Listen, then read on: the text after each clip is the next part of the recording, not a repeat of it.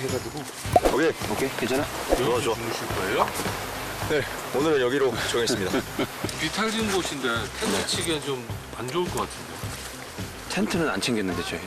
텐트가 안 챙겼어요? 텐트는 없습니다. 없어요? 네. 으로 나오고. 텐트는 뭐 필요가 없습니다. 산만 있으면은 산에서는 집 하나 뚝딱 하죠. 삽 딱 2자루면 족하다는 하룻밤. 집 밖이 그리운 건 알겠는데 무언가 오싹한 건 저만의 느낌인가요? 땅 파서 자는 참호박은 생전 처음 하는 구경입니다. 네, 한번 해보실래요? 이걸요? 피디님도 여기서 저희랑 같이 주무셔야 되니까 한번 해보셔야 될 것 같아요. 저도 여기서 자야 되나요? 네, 크게 만들어 드릴게요. 굳이 왜 이렇게 자야 하나 싶지만 이미 시작된 고행길. 왜 하는 거죠? 주무셔야 되니까 오늘.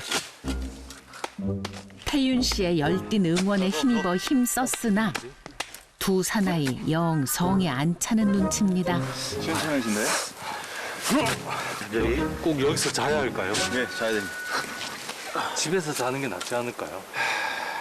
집에서 자는 거는 저기 캠핑이고 발 뻗고 자는 거는 또 잠이 안 옵니다 저희는. 자, 말할 시간 없습니다. 빨리. 산중에서 그것도 밤을 나시겠다는 이 용감한 사내들에게도 천적은 있습니다. 그죠. 다른 건 안 무서운데 모기가 그렇게 무서워. 그 소리가 그것 때문에 잠을 못 잘 때가 있어. 피디님 얼굴에 모기. 이제 두 몸 뉘어도 괜찮은지 잠자리 크기를 점검하는 시간. 등 대고 머리 이렇게 충분히. 아유, 그냥 이렇게 주무시는 거예요? 예, 이제 여기 마무리 인테리어만 해주면 네. 집이 완성된 겁니다.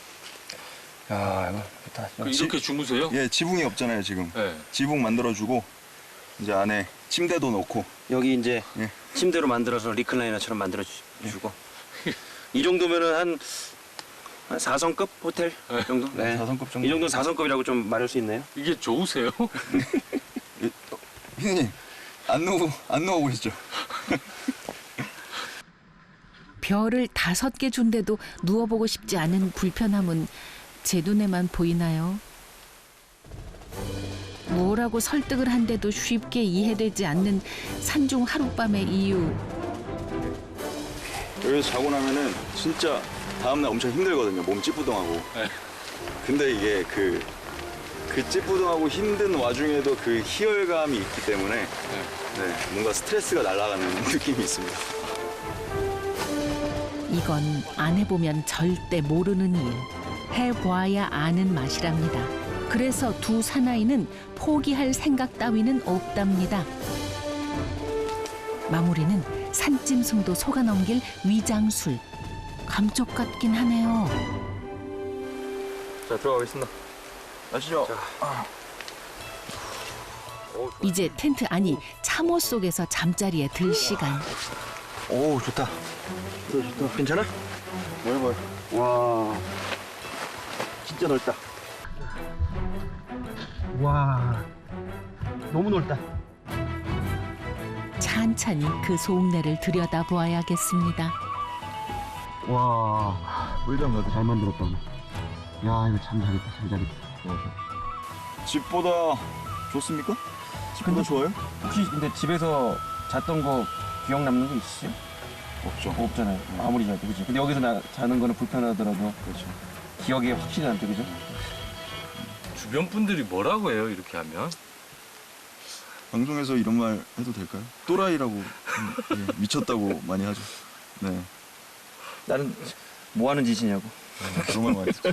군대는 갔다 오셨죠? 다. 저는 저 특수부대 나왔어요. BWS라고 들어보셨어요? 좀 비밀 부대인데 네. 네. 처음 들어보는 부대인데 어디예요? 처음 들어보셨구나. 네, 처음 들어봤는데요. 방위산업입니다. 발 한 번 못 뻗는데도 순식간에 꼼나라. 눕기만 하면 눈꺼풀 끌어내린다는 산중 흑침대. 안락함의 비결은 불편함도 잊게 하는 피곤함이랍니다. 고행의 하룻밤이 밝았습니다. 하룻밤 품어주었으니 지나가는 흔적은 지워주는 게 예의. 아직 할 일이 남았답니다. 고생의 끝 마무리를 지어야죠. 산중 비박의 마지막 마무리는 이 길 끝에 서야만 만날 수 있답니다.